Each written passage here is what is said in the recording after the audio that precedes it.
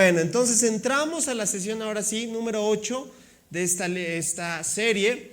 Y los que nos ven en el canal de YouTube, puedes descargar las notas de esta sesión aquí en la descripción del video. Bueno, esta sesión la he titulado El buen pastor y los pastores inicuos. ¿Ve qué contraste?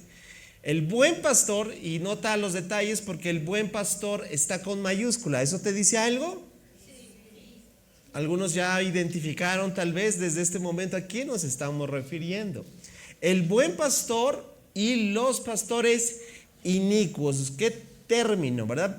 Pensé utilizar otro término, pero creo que lo más sensato es tomarlo de forma como el texto lo presenta, de forma que expresa la actitud de estos pastores que ahorita vamos a ver. Pastores inicuos.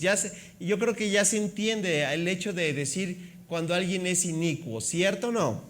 Bueno, entonces vas a abrir tu Biblia en el capítulo 10, ¿sale? Ve abriendo tu Biblia en el capítulo 10 de Zacarías. Vamos hacia la recta final. Y bueno, aquí está nuestro bosquejo, ¿verdad? 8 visiones, 4 mensajes, 2 profecías, ¿sale? Hemos ya recorrido las 8 visiones, por eso está subrayado con amarillo, que fue del capítulo 1 al capítulo 6. Ya recorrimos los 4 mensajes, que fue el capítulo 7 y el capítulo 8. Y ya vamos con esta sesión a la mitad. Estaremos llegando a la mitad de los últimos capítulos, que es del 9 al 14. Hoy nos toca ver el capítulo 10 y 11. La semana pasada vimos un capítulo extraordinario, ¿verdad? Todos son extraordinarios, pero el de la semana pasada puntualmente nos habló de verdad de la entrada triunfal del Mesías, ¿cierto o no? Bueno, esa es parte de la primer profecía de 2. La segunda profecía, hoy vamos a seguir viendo la primera, es parte de la primera. Y la segunda profecía la vamos a ver la próxima semana, que va del capítulo 12 al 14. Y bueno, y estaremos terminando con la gracia y favor de Dios ya esta serie. Por favor, con toda honestidad, que Dios te está viendo. Levanta tu mano si en algo esta serie te ha servido para tu forma práctica en el desarrollo de tu fe. Ok, ¿le podremos dar un aplauso al Señor?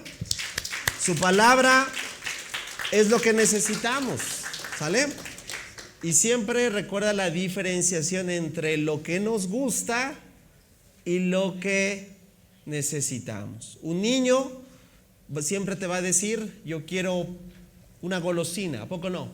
¿Cuántos tienen niños en casa? Y si le preguntas, ¿tienes hambre? Y te va a decir, bueno, ¿qué me estás ofreciendo? Porque si me ofreces brócoli, ¿verdad? Con zanahorias no tengo hambre. Pero ¿qué tal si me ofreces comida chatarra? Ahí sí quiero. Bueno, la dieta espiritual, escucha, puede revelar la madurez que tú y yo estamos. Porque Zacarías no es un libro fácil. Zacarías es el equivalente a ese brócoli, esa zanahoria. ¿Sabes? Te lo digo con toda seguridad. En muchos círculos cristianos, y eso es triste, no lo digo de buena gana, en muchos círculos cristianos nunca se va a abrir este libro. ¿Verdad que es triste? ¿Verdad que es triste? Es muy triste. ¿Y ahora lo necesitan? Claro, que porque toda la palabra es inspirada por Dios y es útil. Entonces, familia, el entender que lo que necesitamos versus lo que nos gusta, hablará siempre de cómo estamos creciendo de forma espiritual, ¿sí? Si tú solo buscas tal vez mensajes positivos que me lleven de emoción y que me hagan sentir bien, tal vez es el equivalente a un pequeño, ¿verdad? Que solamente busca no alimentarse, sino quitarse el hambre. ¿Cuántos entienden la diferencia? Pero si tú empiezas a decir, bueno, creo que Zacarías es un buen libro para poder medir cómo estoy yo en cuanto a mi entendimiento y a mi apreciación de las cosas espirituales, puede ser que, ¿verdad? Tú ya estés diciendo, yo estoy tal vez ya dejando el biberón, ¿verdad? Espiritual, y estoy ya tomando una dieta un poquito más sólida, más, yo diría así, carnosita, ¿verdad? Eso es una buena medida en la cual cada uno de nosotros nos podemos evaluar, ¿ok? Bueno, familia, dicho sea esto que estamos viendo, creo que deberíamos también reflexionar, ¿verdad? Porque a veces podemos pensar que ya tengo tantos años en Dios y eso quiere decir que ya soy una persona madura. Bueno, no necesariamente. Madurar, voy a decirlo, siempre va a ser opcional. Envejecer va a ser obligatorio. Tú y yo vamos a hacernos cada vez más viejos, pero no podemos con eso decir que somos más viejos y a la vez maduros. Otra vez, madurar siempre va a ser opcional. Tú decides. Envejecer va a ser obligatorio, ¿sale? Porque tú y yo nos vamos a llenar de años, nuestro cabello va a empezar a parecer blanco, ¿verdad? Y vamos a llegar a un día, como lo veíamos el día domingo, al último día de nuestras vidas, ¿sí? Pero sin en cambio eso no quiere decir que vamos a tener un gran aprendizaje, y por esto lo estoy comentando desde este momento, porque Dios quiere que tú seas una persona sabia, una persona madura en la fe, y que con esa madurez tú puedas enseñar a otros. ¿Sí lo crees? ¿Lo anhelas? Bueno, ahí en tu lugar, antes de entrar al texto, solamente cierra un momento tus ojos. Señor, es nuestra oración. Haz de esta casa una casa de hombres y mujeres entendidos en los tiempos, que disciernen, que toman el alimento sólido, como dice el autor de Hebreos, Señor, que han dejado ya los primeros rudimentos y se disponen a crecer y avanzar en el conocimiento de ti y de todo el plan que tú tienes, Señor, para nuestras vidas. Haz de esta casa una iglesia sólida en cuanto a su dieta, que cada vez más, Señor, podamos diferenciar el error de la verdad, siendo como principal fuente tu referencia, que es lo que tú dices en tu palabra. Porque vivimos en tiempos que van a demandar cada vez más ese discernimiento, Señor. ¿Por qué? Porque nos encontramos en tiempos donde la mentira abunda, donde el engaño es muy sutil y donde las trampas constantes que percibimos, Señor, están a la orden, a un clic de distancia, Señor, y no queremos errar por nuestra negligencia. Queremos tomar tu palabra, tu consejo y llevarlo a nuestra vida. Es mi oración por cada uno de tus hijos, en el nombre de Cristo Jesús. Amén.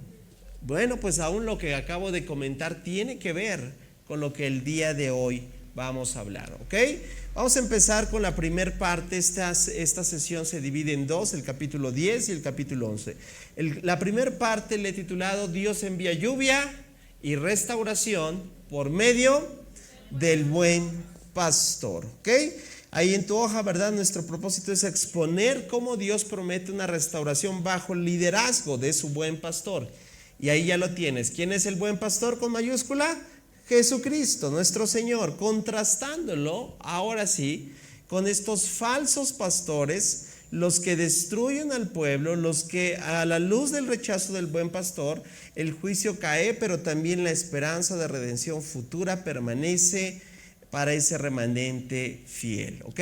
Vamos a empezar entonces, si ya tienes tu Biblia, el versículo 1 dice así: pidan al Señor lluvia en la primavera, porque Él forma las nubes de tempestad y Él mandará abundante lluvia, de modo que cada campo se convierta en un buen pastizal. ¿Verdad que cualquier persona, pausa ahí en el verso 1, los agricultores y todas las personas que se dedican al campo, hasta el día de hoy, ¿sabías que piden lluvia? ¿Sí? Buscan, porque es tan vital. ¿Para qué? Para obviamente que el fruto se dé, ¿verdad? Y todo lo que genera en todo el ecosistema sea importante. Ahora, esa petición de lluvia, vamos a decirlo, es muy peculiar, porque dice, Zacarías les invita al pueblo que pidan al Señor lluvia. ¿En dónde? ¿En qué etapa? ¿En dónde? En la primavera. Yo no soy un especialista de los tiempos, ni de las cosechas, ni del campo, pero entiendo que hay diferentes, ¿verdad?, etapas en todo lo que es las diferentes ciclos de la tierra. Pero esta lluvia, pedir lluvia de primavera, apúntalo y lo tienes en tu espacio, esta petición de lluvia es un símbolo de bendición espiritual y prosperidad. Lo que en otras palabras estamos viendo es que estamos buscando la aprobación de Dios, porque ¿cuántos saben que Dios aprueba a algo? Voy a decirlo así, por consecuencia tiene su bendición, ¿cierto? Eso es lo que muchas veces yo he enseñado. Una cosa es aceptación y otra cosa es aprobación, ¿sí? ¿Cuántos, voy a decirlo, aprueban cada una de las políticas que legisla nuestro gobierno? Yo respondo, yo no. Yo no las apruebo. Bueno, no me pidieron a mí mi opinión, ¿verdad? Pero yo no las apruebo. Ahora, ¿pero qué crees? Yo también voy al SAT y tengo que pagar mi impuesto. Ahí está la clave. Las terminé aceptando. ¿Ve la diferencia? Ahora, ¿cuántos de ustedes, a ver papás, quiero ver esta sesión, ¿cuántos padres de familia tengo en esta sesión? Levanta tu mano, querido padre de familia. Bien, gracias. Papás, pregunta para ustedes, ¿cuántos de ustedes han aprobado prácticamente el 100% de las cosas que sus hijos han hecho? Las decisiones que han tomado. ¿No? ¿Y sigue viviendo en tu casa? Ok, ahí está otra marcar diferenciador. Las aceptaste. Las terminaste aceptando. ¿Cierto o no? Pero gran diferencia, no las aprobaste. Ya se está entendiendo este principio. Familia, muchas veces Dios no quiere decir que está aceptando todas las decisiones que tú y yo tomamos. Buenas noches. Que está aprobando todo lo que tú y yo hacemos. Somos sus hijos. A ver, si tu hijo comete otra vez, papá, un error, ¿deja de ser tu hijo? ¿Ya no lo quieres? Cochino chamaco fuera de mi casa. ¿Verdad que no? Puede dolerte mucho, ojo, la decisión que tomó, pero no deja de ser tu hijo. Ahora, ¿eso quiere decir que tú estás aprobando ese mal accionar? No. Dios puede aceptar muchas de las decisiones, por así decirlo, que tomamos tú y yo, pero que podamos aprobarlos, voy a decirlo así, tal vez han entristecido su corazón. A lo que yo quiero llevarte es que el símbolo de la lluvia de primavera o en la primavera es un símbolo de la bendición espiritual y prosperidad que viene cuando Dios tiene no solo la aceptación, tiene su aprobación.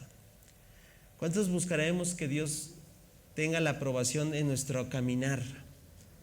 Mira, y a veces voy a decirlo así, creo que es mucho más simple de lo que parece, porque cuando alguien quiere hacer algo y primeramente va con alguien a que le supervise, por ejemplo, imagínate que tú tienes que hacer una tarea y que tiene que ser aprobada por alguien que digamos, es superior a ti. Tú vas, presentas, ¿verdad?, la actividad y le dices, mira, ¿no?, cotéjala o se la muestras, ¿cierto o no? Para que de alguna manera te diga, ¿cierto? ¿Cuándo les gustaría vivir de esa forma hacia con Dios? ¿En qué sentido? En que cada una de las cosas que nosotros decidamos, pidamos que Dios intervenga. Porque es muy diferente a que nosotros hagamos, como decimos, lo que bien nos pega la gana y después, Señor, ahora bendícelo, ¿no? ¿Verdad que sí es muy diferente? ¿Y cuántos de nosotros tal vez ahí está la índole, ¿verdad?, de pensar o creer que tú y yo actuamos de forma correcta cuando nunca buscamos a Dios, pero ahora tal vez estamos pidiendo que lo bendiga cuando se trata de algo que Dios desaprueba? Qué disyuntiva. Por ello, aquí es lo que este versículo tan solo nos marca. Una intención de un corazón correcto, porque dice, porque Él es quien hace posible. Mira, Él es, dice Zacarías, Él forma las nubes de tempestad y Él mandará abundante lluvia de modo que cada campo se convierta en un buen pastizal. Solamente la bendición puede venir ¿de quién? De Dios. Ahora, ¿por qué pone esta primer base? Porque ahora fíjate lo que viene del siguiente versículo que marca un contraste. Y el versículo 2 nos habla de lo que a veces tú y yo podemos poner nuestra confianza. De hecho, tú y yo tuvimos una serie, o en esta casa se dio una serie, ¿verdad?, que se llamó Ídolos, ¿te acuerdas? Y nos dimos cuenta que los ídolos no solamente son las imágenes de yeso, de madera, de cualquier otro material que a veces se tiene, ¿no? Podemos albergar muchos ídolos. ¿En dónde? En nuestro corazón, ¿te acuerdas? Bueno, aquí el pueblo de Israel había caído, sí, en fabricarse ídolos. Bueno, desde siempre, desde que recuerdas salieron de Egipto, ya habían tenido esa tendencia a la idolatría. Bueno, pero fíjate lo que Dios les dice por medio del profeta. Los ídolos caseros dan consejos sin ningún valor. Tómalo, como dicen, tómala. Los adivinos, mira, también habían caído en la adivinación. Sí. Predicen solo mentiras, y los que interpretan los sueños, ¿qué dice? Dicen falsedades que no dan consuelo. Y reitera, así que mi pueblo vaga como ovejas perdidas, y las atacan porque no tienen pastor. Qué terrible, ¿no? Y qué triste. La condición de Israel está así, voy a decirlo así, porque ellos no han ido a la fuente correcta, porque ellos no han buscado a Dios, porque en su intención de fabricarse algo que les dé seguridad, han caído en idolatría, han caído en adivinación, han ido a fuentes extrañas, ¿verdad? Y el verso 2, voy a decirlo así, es la influencia de lo que aún históricamente el pueblo de Israel de una u otra forma siempre tuvo, la influencia de naciones paganas, que para las naciones paganas era muy común consultar a divinos, que era muy común tener deidades fabricadas, ¿verdad? Entonces esa influencia también llegó a permear al pueblo de Israel. Y saben, este principio no solamente es para verlo de forma histórica, sino también tiene que ver con nosotros, porque ahora tú y yo también tenemos una intención de igual manera. ¿Y sabes cuál es? El mundo que nos rodea. ¿Cierto o no, familia? ¿Lo percibes? ¿Percibes la influencia? También hay ídolos, ¿cierto? Y tal vez estos nuevos ídolos, porque tú tienes que ver esa serie que vimos, ¿verdad? Le llamamos ídolos contemporáneos, ¿verdad? ¿Alguien recuerda algún tipo de ídolo? A ver, que vimos en esa serie. A ver, aquí yo apelo a la memoria. ¿Fuerte? El nombre no del Dios, sino de lo que es en sí, lo que está dentro de. Fuerte. El dinero puede ser un ídolo. ¿Cuántos saben que es uno de los principales ídolos en nuestra sociedad? ¿Sí? Hay gente que simple y sencillamente está su atención fijándose en las ganancias, en las inversiones, etcétera. ¿Quién me dice otro? El egocentrismo. Ve nada más. Cada vez se percibe una sociedad más independiente, ¿cierto, no? Más autónoma, cada vez con más vanidad, ¿cierto, no? Y detrás tal vez de muchas cosas que tú y yo podemos empezar a pensar en nuestro corazón, se puede estar albergando una gran cantidad de egocentrismo. Y eso es un ídolo. Y eso se convierte en un rival para Dios. Bueno, te dejo de tarea que veas ahí la serie en el canal de YouTube para que tú puedas retomar todo esto. ¿Vamos bien? Pero viene ahora la consecuencia. Entonces ya marcaste, entre el verso 1 y el verso 2 hay mucho que decir, porque ambos versículos marcan tanto uno, ¿recuerdas la dependencia a Dios, de dónde viene la bendición? Y el otro, lo que hace los ídolos y los adivinadores, que representan a todos esos falsos líderes, ahorita como lo vamos a ver más adelante, que son falsos pastores o pastores, como lo pusimos, inicuos. Versículo 3, ¿qué es lo que viene en consecuencia a esto, a la actitud que han tomado el pueblo de Israel? Dice Dios, mi ira se enciende contra ¿quién? Contra sus pastores, y castigaré a esos líderes. Pausa, sí, sí, familia. Dios se enoja, ¿sabías? Dios, uno de sus atributos es que Dios se aira, sí. Aunque me vean con esos ojos, sí. Pero la gran diferencia es que la ira de Dios no es la ira humana. Pero Dios tiene emoción, claro. Ahora, ¿y qué es lo que Dios está prometiendo, por así decirlo? Va a castigar a esos falsos pastores, esos pastores inicuos, a esos pastores que están, a ver, familia, ¿cuál es en lo natural, la función? Hablemos de un rebaño y un pastor. ¿Cuál es la función pastoral? Cuidarlas, ¿verdad? ¿Qué más? Guiarlas, alimentarlas, protegerlas de las fieras, ¿sí? Y estos hombres, voy a decirlo, en lugar de protegerlas, eran los mismos que las entregaban, ¿imaginas? Que las llevaban a la merced de todas estas sutilezas que describió el verso 2.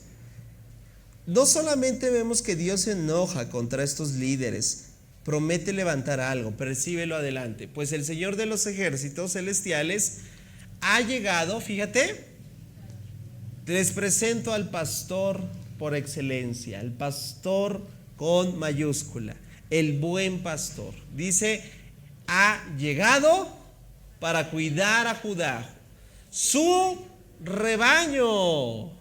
Él hará fuertes y magníficos como un caballo majestuoso en la batalla. Seguimos leyendo. De Judá saldrá la piedra principal, la estaca de la carpa, el arco para la batalla y todos los gobernantes. ¿De dónde? De Judá. ¿De dónde es el león de la tribu? ¿De qué? Ahí está, Él es el buen pastor, Él es el que ha llegado para cuidar a Judá. ¿Y cuántos saben que entonces podemos decir que tenemos al mejor pastor de todos? ¿Cuántos podemos darle un aplauso bien fuerte a ese buen pastor? Mira, es interesante que tú percibas este lenguaje. ¿Por qué? Porque cuando Jesús habla en el Evangelio de Juan y hace las famosas 7 declaraciones de yo soy, una de ellas hace referencia precisamente a esto. Y es una de las preguntas que te hago al final. En esta sesión en particular te voy a dejar una tarea que tú vas a leer en casa y vas a comparar 2 pasajes en el Nuevo Testamento y vas a darte cuenta de lo que ahora te estoy hablando. ¿Sale? Bueno, entonces ahí está lo que Dios promete. Dios ha prometido traer juicio contra los mentirosos, ¿verdad que sí? Pero a la vez va a levantar un gobernante legítimo. ¿Quién es ese hombre? ¿Quién crees que sea? Bueno, el Salmo 118, 22 es precisamente la referencia que aquí acabamos de percibir, ¿sí? Dice,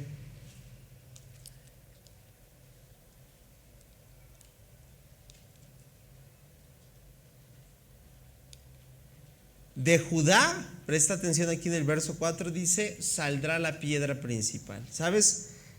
Apunta solamente el Salmo 118, 22 y vas a ver que es lo que está referenciando aquí el libro de Zacarías. ¿Ok?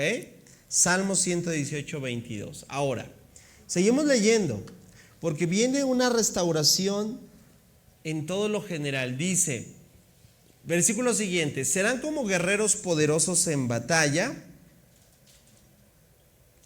que pisotean a sus enemigos. ¿Vamos bien? En el lodo debajo de sus pies, puesto que el Señor está con ellos cuando luchan. Hasta derribarán a los jinetes de sus enemigos. El pueblo de Israel será como poderosos guerreros y sus corazones se alegrarán como si tomaran vino. Sus hijos también verán esto y se alegrarán. Sus corazones se gozarán en el Señor cuando los llame con un silbido que dice: vendrán corriendo porque los he redimido. De los pocos que queden volverán a ser tan numerosos como eran antes. Versículo siguiente: aunque los disperse, como semillas entre las naciones, aún así en tierras lejanas, que dice, se acordarán de mí. Ellos y sus hijos sobrevivirán y volverán otra vez a Israel. Los traeré de regreso desde Egipto y los recogeré de Asiria. Yo los estableceré otra vez en Galaad y en el Líbano, hasta que no haya más espacio para todos. Fíjate lo que dice Dios por medio del profeta: mediante mi poder haré fuerte a mi pueblo, y por mi autoridad irán a donde quieran. Yo, el Señor, he hablado. ¿Qué tal? Ese es el final del capítulo 10, es como la firma de Dios, por así decirlo. ¿A poco no? ¿Qué es lo que le da legitimidad a un documento?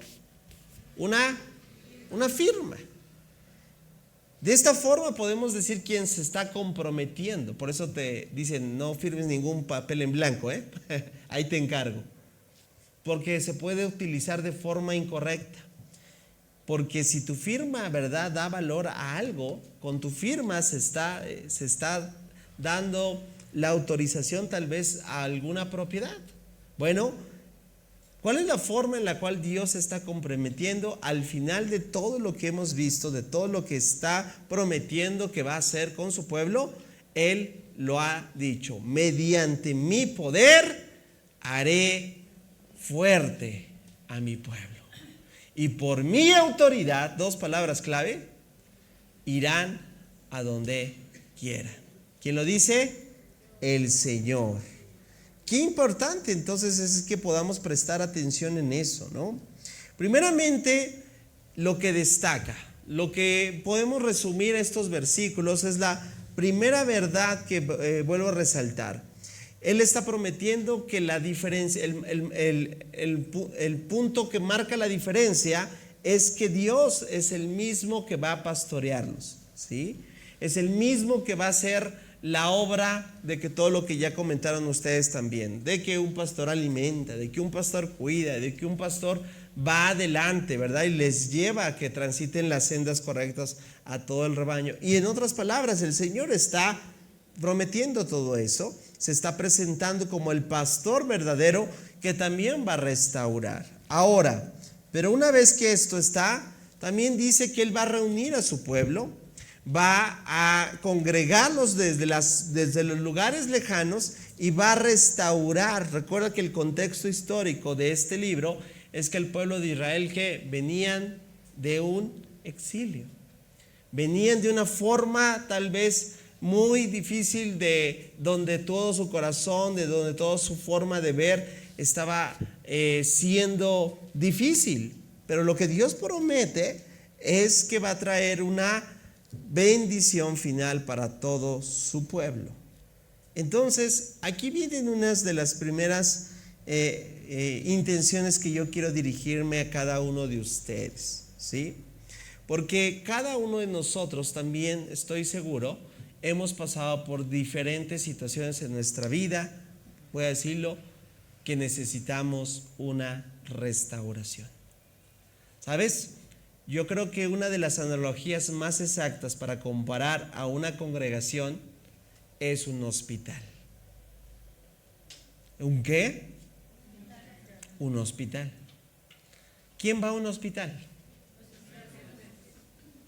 Los que necesitan un tipo de intervención, ¿cierto? ¿Cuántos de nosotros tal vez lo que realmente necesitamos es una cirugía de corazón? Porque nuestro corazón ha sido lastimado, ¿cierto o no? Porque nuestro corazón ha sido dañado. Porque tal vez son tantas las cosas que hemos experimentado a lo largo de nuestro caminar que han proporcionado eso, heridas. Y ahí es donde yo quiero hacer puntual hincapié en lo siguiente. Familia, si esa es tu condición y lo reconoces, te lo voy a decir de esta forma: estás en el lugar correcto. ¿Sabes por qué? No es ni siquiera es creación y vida, es Dios quien te restaura. ¿Por qué? Número uno, porque su palabra lo dice. Esa es mi fuente principal, porque Dios no es un mentiroso. Mira, se ha comprometido. ¿Cómo termina el capítulo 10? Yo, el Señor, he hablado. Y cualquier cosa que Él haga y que digan, entonces sí podemos decir, esto es un error. Primero, esa es mi base. Todo lo que Dios promete en una obra que puede restaurar, claro que sí. Estamos ante el especialista, por así llamarlo, de lo sobrenatural, de lo imposible. Para Él no existe esa palabra. No importa cuán roto esté tu corazón. Tal vez algunos de ustedes vienen como un rompecabezas de 1500, no, ¿qué digo de 1000? De 10,000 piezas. Bueno, no te preocupes, estamos ante el especialista. Porque lo dice. Y sabes también dos, que me anima a decírtelo con autoridad. ¿Sabes por qué? Porque lo he visto. Porque lo sigue haciendo conmigo. Y porque lo he visto hacer con tantas personas. Ahora, esas son buenas noticias en sí, ¿cierto o no? Pero el saber lo que hace y lo que promete, por automático te da la sanidad. Y conmigo no. ¿Qué se necesita? Doctores, todo aquel personal que viene, aquí tengo una fila de puros doctores. ¿Verdad que no, doctores? ¿Qué tiene que hacer el paciente? Venir a ustedes, ¿cierto o no? Y por favor digan, sé honesto o no. ¿Dónde está? Vamos a diagnosticar. ¿Saben? Nosotros necesitamos venir ¿a quién? Al buen pastor, quien restaura nuestras vidas, y abrir nuestro corazón ¿a quién?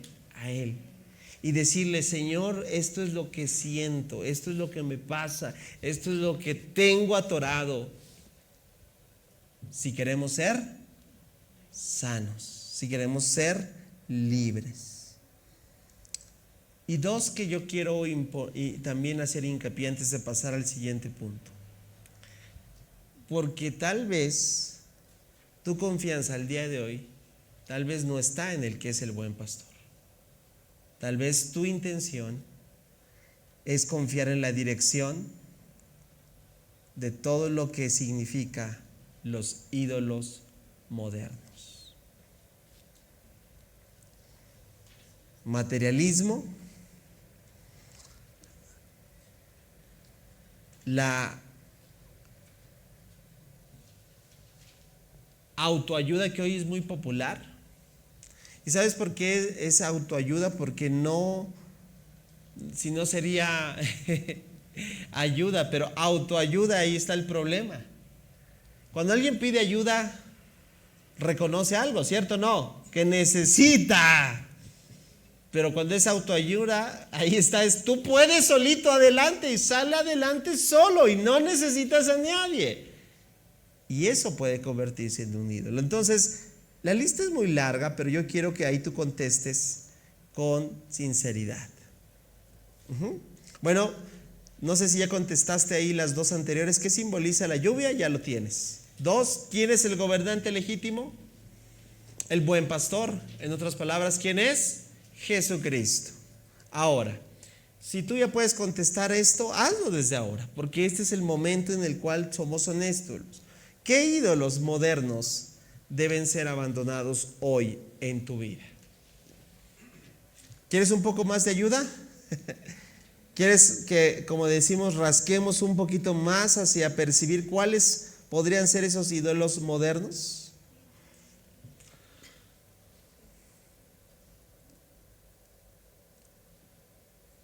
Hay uno que tal vez lo vas a ver hasta cuando te vuelvas a ver al espejo. Hoy tenemos una confianza tanto en nosotros mismos y eso puede ser un ídolo. ¿Están de acuerdo? Hay muchos ídolos que hoy se están tratando de que tú recuerda. ¿Cómo te das cuenta que son ídolos? Porque los has colocado en algún nivel de confianza o de dependencia a ellos. Así que lo único que yo podría agregar en esta parte es que dejes de confiar en ellos, que rechaces esos ídolos, porque mira, este tipo de porciones bíblicas nos ayuda más que a ver, escucha, lo que ellos hicieron, es vernos a nosotros de lo que podemos también caer. Porque muchas veces juzgamos y el pueblo de Israel es un motivo de ser, ¡ay, qué bárbaros! ¿Sabes? Yo he replanteado ese qué bárbaros para decir, Señor, que no me pase todo eso. Porque cuando me doy cuenta que lo que hicieron no cambia mucho, tal vez lo que yo puedo también caer. ¿Estás conmigo? ¿Qué me va a llevar a no caer en lo que el pueblo de Israel cayó? Confiar en la dirección del buen pastor. ¿Sí? Confiar en su voluntad, saber que Él en los tiempos de diferentes crisis, de situaciones adversas, yo puedo confiar en Él. Eso es lo que marca la diferencia, familia.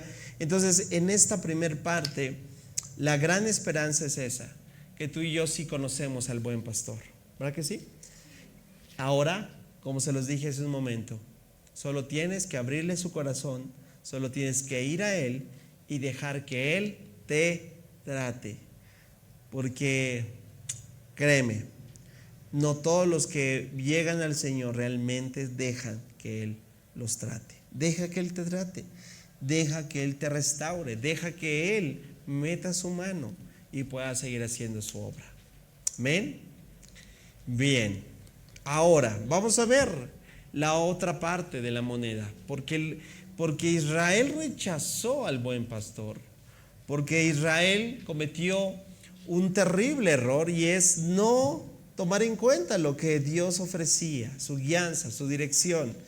Entonces pasamos al capítulo 11, ¿sí? Vamos a ver el final de esta profecía, porque también aquí se ve cumplimiento, ¿sabes de qué? De lo que Jesús, con lo que Jesús hicieron. ¿Sí? Me adelanto un poquito. ¿Cuántos recuerdan a Judas Iscariote?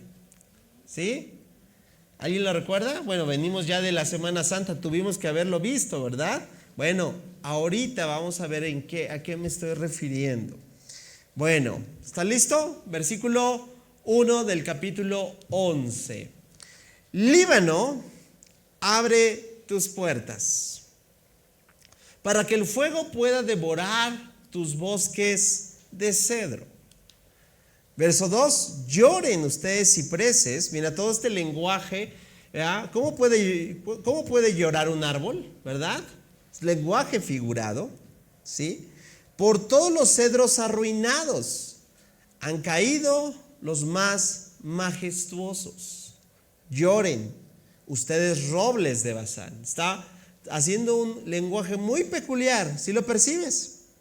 Porque los tupidos bosques han sido talados. Y esto era el sello distintivo, vamos a decirlo, de la región de Judá. Todo esto que está hablando, voy a decirlo, es un lenguaje que habla de una destrucción, de una ruina, de algo que es ya lamentable, de algo que ha pasado. ¿Has visto un incendio? ¿Cómo se ve posterior a que ya pasó, como dicen todos, la quemazón?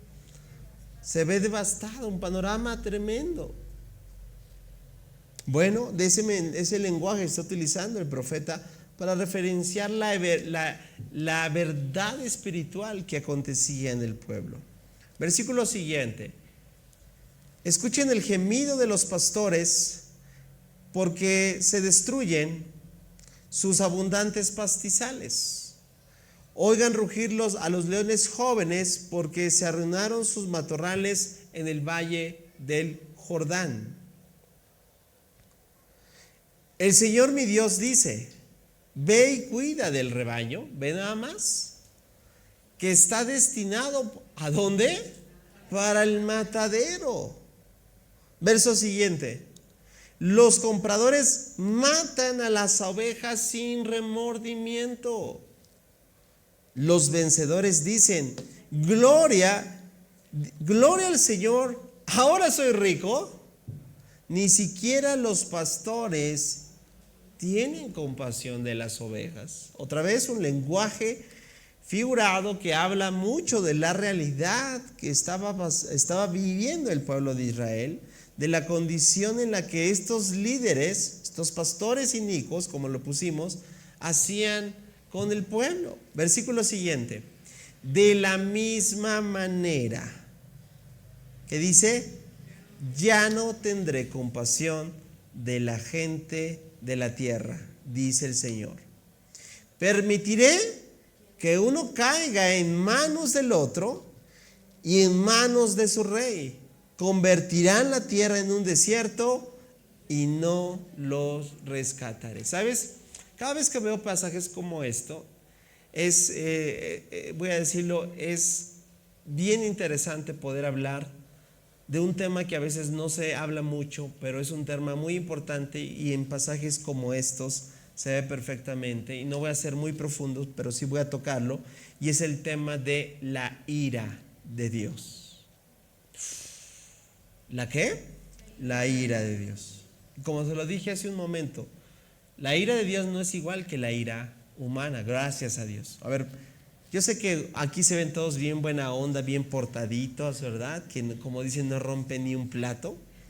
Pero estoy seguro que no me gustaría verlos enojados. Y viceversa, tampoco les gustaría verme enojado. ¿Sabes? Porque todos tenemos una tendencia, como dicen, que cuando nos colman el plato, podemos manifestar cosas aún de actitudes horribles. ¿Verdad que sí? Ahora, ¿te imaginas a Dios así? ¿Verdad que no? Ahí está la evidencia. Gracias, Dios, porque la ira del hombre no es igual que la ira humana. Porque la ira del hombre es: pierdo el control, ¿verdad que sí? Rayos y centellas y... ¿Pero te imaginas Dios haciendo eso? Claro que no. ¿Qué es entonces la ira de Dios? Aquí lo ves en este pasaje y lo ves en múltiples pasajes. ¿Sabes? ¿Sabes quién experimentó la ira de Dios? Lo acabamos de ver en esta semana que pasó. De hecho, lo vimos en el devocional. Si tú te conectaste en YouTube, vimos la declaración puntual donde el Señor Jesús pudo percibir la ira de Dios con una palabra: Elí, Elí, lama sabactani. Dios mío, ¿por qué me has abandonado? ¡Wow! ¿Sabes? La ira de Dios es el completo abandono de Dios sobre la persona. Y tú no quieres estar ahí. ¿Sabes por qué? Lee Romanos capítulo 1 y date cuenta de lo que él dice. Lee Apocalipsis y percibe cómo será el periodo de la llamada la gran tribulación. Y sabes, no es otra cosa que Dios se hace a un lado y que dice: te dejo a tu merced. ¿Te imaginas? Que un solo día, un solo segundo nos falte Dios. No, tú no quieres eso, ¿verdad? Eso es la ira de Dios. Y lo estamos percibiendo. Bueno, te lo estoy dando en la versión corta. Podemos ser más profundos y desglosar cuántos personajes vieron en el relato bíblico la ira de Dios. Hubo varios. Y no les cayeron rayos, centellas. No, simple y sencillamente, ¿sabes? Lo peor, la peor tragedia, que Dios se apartó de ellos. Que aunque ellos después querían, ¿qué crees? Dios se había hecho a un lado. Su espíritu se apartó de ellos. Pudieron seguir haciendo mira, Saúl, ya te dije uno, que cayó bajo la ira de Dios por su desobediencia. Porque no es de a gratis, Aquí el pueblo está llegando a estas instancias y Dios está diciendo: van a ser objetos de mi ira. O sea, yo me voy a permitir que no los rescate, es decir, yo me voy a hacer a un lado. Cuando Saúl desobedeció, ¿sabes qué? Dios se apartó de él. Él siguió siendo rey por tiempo después, pero ¿sabes qué? Dios ya había elegido a otro. Familia, la ira de Dios y el llevar a este punto es cuando nuestro corazón, otra vez, regresando al punto anterior, cuando nuestro corazón se ha conformado a tanta idolatría que tú puedes pensar y creer que nada pasa, no pasa nada, nadie me cacha, yo puedo seguir con una doble vida, yo puedo seguir jugando, como dicen, con fuego, pero si sabes claro qué pasa. Como Sansón, ya te dije otro. ¿Te acuerdas que tuvimos una serie de Sansón también? El tipo jugaba, se iba, de verdad, sabía que tenía un don de parte de Dios, que podía fluir, pero después otra vez se iba y se embriagaba y otra vez iba con mujeres. Pero llegó un día en que otra vez quería matar filisteos. ¿Y qué crees? Y ya no vino la fuerza sobre él. Porque con Dios no podemos jugar.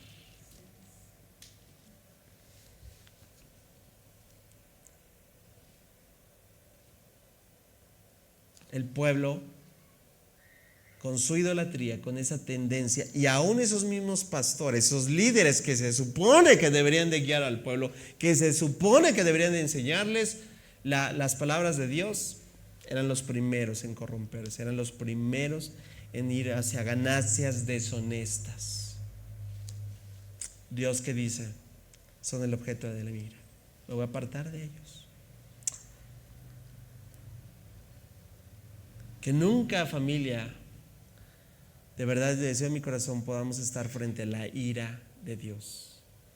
El periodo de la gran tribulación, ya para terminar, es eso, no es otra cosa. Mira, tú empiezas a ver todo lo que va a acontecer y sabes, la única forma de resumirlo es que Dios ya no está. Y cuando Dios no está, sabes, voy a decirlo, guarida de chacales, de voy a decirlo, el infierno mismo estará sobre la tierra.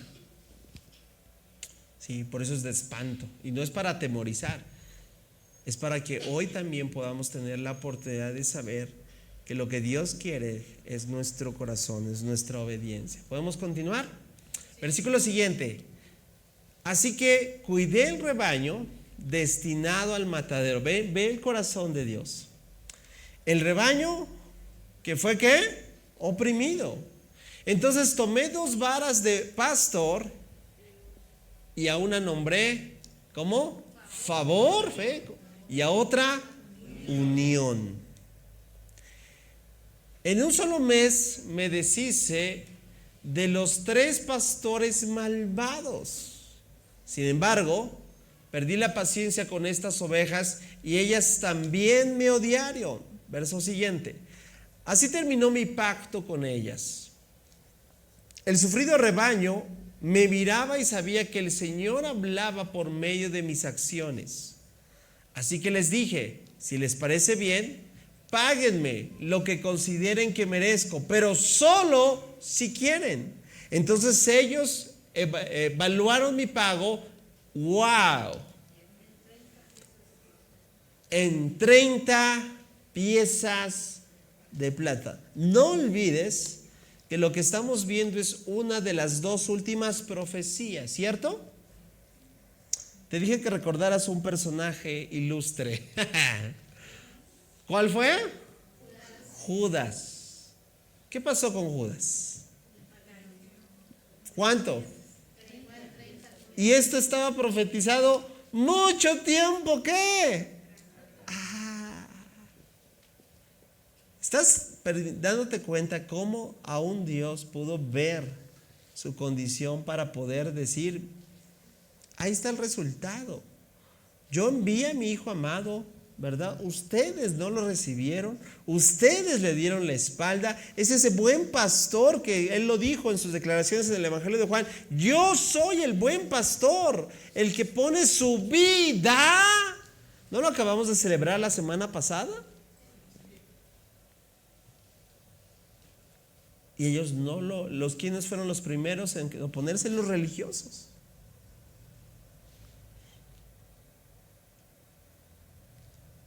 Y uno de sus discípulos fue el que lo traicionó. ¿Y cuál fue el precio de esa traición?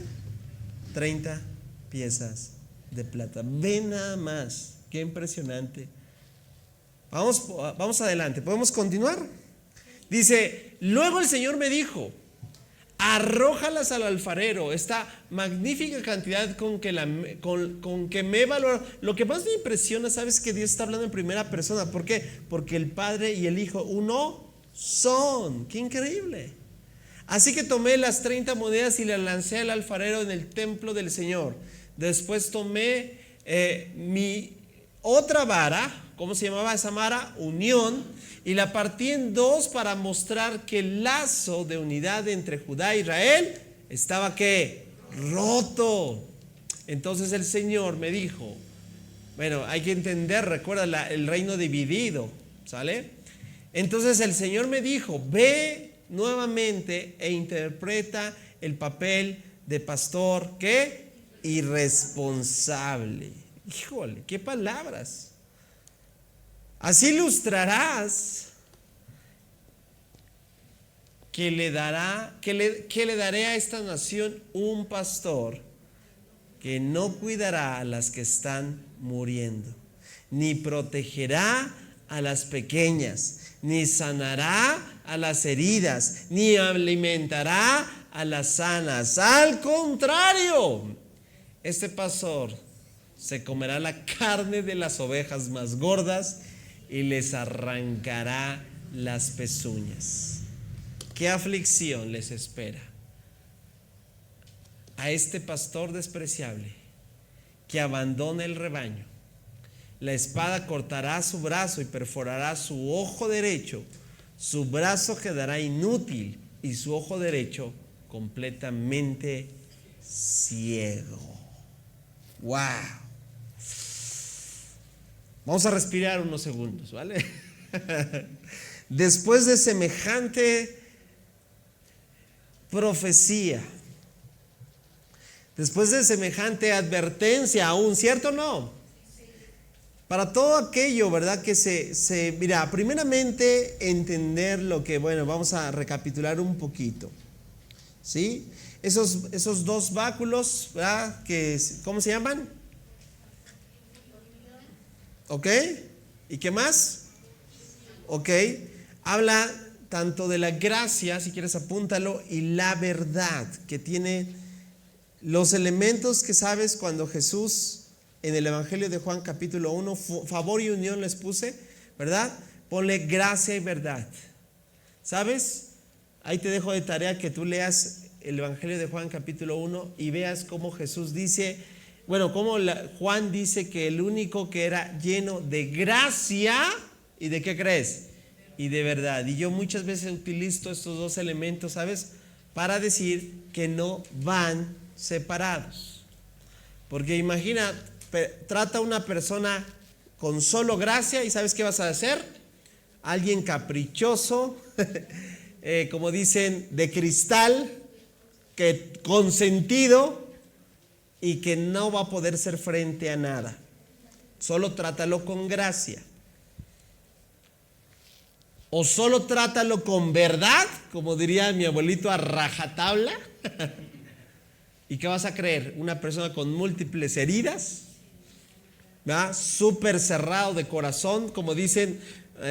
Había una condición me acuerdo que, no estoy diciendo si son las personas, pero me acuerdo, me hizo recordar a un gatito que cuando lo quería acariciar o yo era un niño y quería acercarme a él, por algo le llamaban feroz, así le había puesto mi tía, el feroz, pero querías acercarte y ¿qué crees? Pero se te aventaba así, feo. Y me decía, no, es que ese está arisco. ¿Y sabes qué le pasó? Que cuando lo destetaron, o no sé si lo alcanzaron todavía a destetar, pues no lo acercaron con su mamá, o sea, creció aislado, creció con solo verdad. Les decía, le tocó el campo rudo. ¿Cómo lo hizo? A la defensiva. Familia, regreso toda una ilustración del gatito para decirte que gracia y verdad no van desligadas. ¿Quieres una disciplina de acuerdo a la forma que Dios nos marca? ¿Sabes qué es? Gracia y verdad. ¿Qué es lo que Dios quería hacer con su pueblo? Llevarlos con esos báculos de gracia y verdad. Y de acercar a todas las personas. ¿Sabes qué? Las personas que necesitan gracia. Es decir, tengo muchas deficiencias, sí, te ofrezco gracia. Ay, pero a algunos les gusta el evangelio solo de la gracia. Pero la verdad es que si no te arrepientes, la verdad, no queramos, mejor dicho, tomar solamente una versión de un evangelio que solamente es verdad, te lleva a un legalismo. Y eso se me acerca más al fariseísmo. No quiero eso. Pero tampoco quiero la gracia, que es, voy a decirlo, bonachón, buena onda, permisiva. Quiero gracia y verdad. ¿Tú también lo quieres? Bien. ¿Qué consecuencias trae el rechazo al buen pastor? 30 monedas de plata. Bueno, ¿qué representa el pago de 30 piezas de plata? La traición, ¿cierto? En su más grande esplendor, en el corazón de Judas se albergaba ¿qué? La avaricia. Bien, hablando de los ídolos del capítulo pasado. Mira, familia, Judas anduvo con Jesús, caminó con Jesús, estuvo presente en los milagros de Jesús, que me lleva a pensar que cualquiera de nosotros que dice que camina, también le puede pasar lo mismo. Porque una cosa es estar y otra es dejar que el Señor te transforme. ¿Tú crees que Judas no tuvo la oportunidad de hacerlo? ¿De tratar esa avaricia? ¿De tratar ese corazón mezquino? No sé cómo le quieras llamar. Claro que sí, pero no quiso.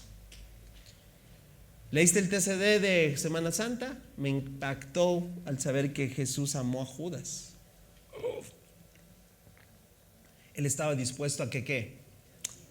A que pudiese doblegar su corazón, pero este hombre no lo quiso. Por eso es lo que se ve profetizado en Zacarías. Ok, te hago 2 preguntas abiertas. ¿Qué consecuencias trae rechazar al buen pastor? Desde acuerdo a tu perspectiva las vas a apuntar. Perdón. ¿Sabes? Lo más triste que yo puedo percibir de una persona es que rechace a Dios, que rechace su palabra, rechace su consejo. Y ¿sabes qué es lo más triste? Que, bueno, en forma personal, que yo puedo percibir de una persona que dice ser discípula del Señor, que no tome en cuenta su palabra, que tome su palabra como amuleto, ¿no? Como algo ahí místico, raro. Hay mucho de eso, ¿sabías? Todavía en nuestros círculos. Que aunque tenga una Biblia, no la lea, en pocas palabras. O que tenga el acercamiento a Dios, pero a fin de cuentas, como dijo una señora, ¿verdad? A fin de cuentas mis chicharrones truenan. ¿Se entiende eso? O sea, que a fin de cuentas, que aún pese al consejo de Dios, decida hacer su propia voluntad, más no la voluntad de Dios. Eso es muy triste.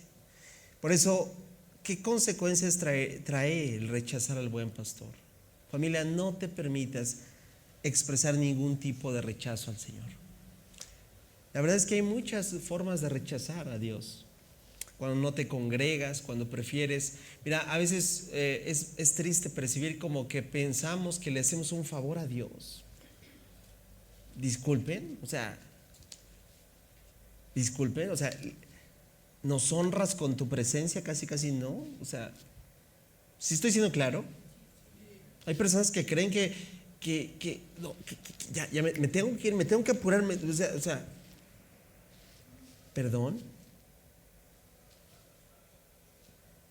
O sea, estamos en una sociedad tan consumista, tan materialista, que nos hace pensar o creer que lo más importante son nuestras actividades, ¿verdad? Y yo estoy diciendo que hagamos a un lado todo eso, por favor no me malinterpretes.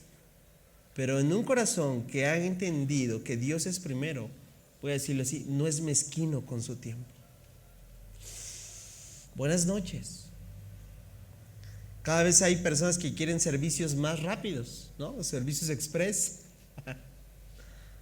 Cuidado, Porque a lo mejor lo que se está albergando es un corazón que en lo profundo está rechazando el buen pastor. Reflexiónalo y apúntalo. ¿Cómo identificarías un pastorero fiel hoy? Mira, lo que ve y que contrasta el Señor es todo lo que definitivamente estos pastores inicuos hicieron con el rebaño.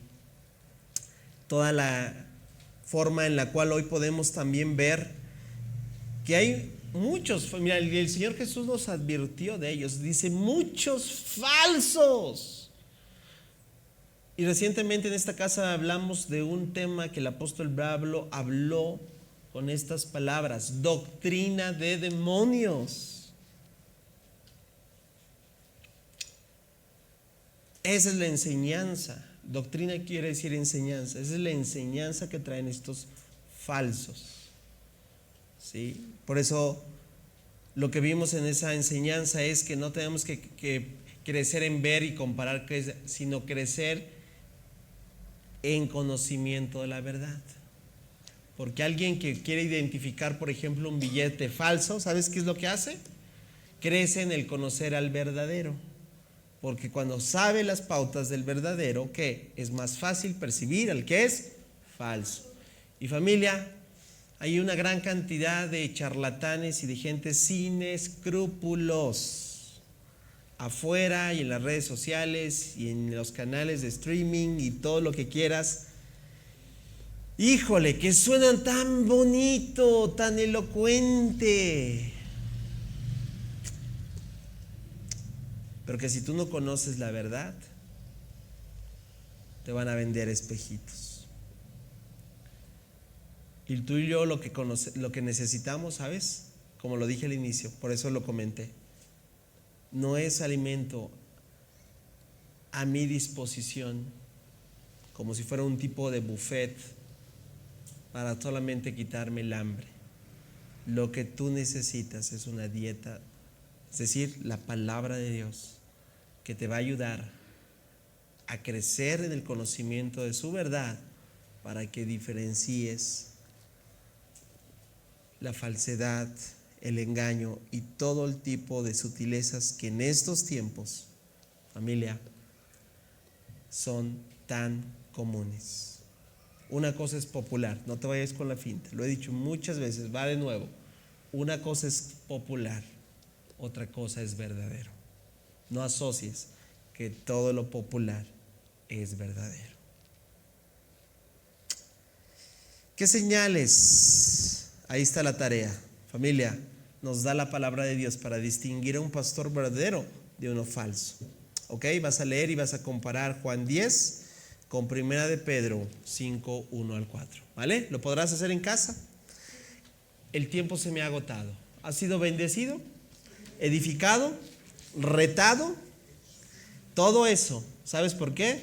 Porque es la palabra de Dios.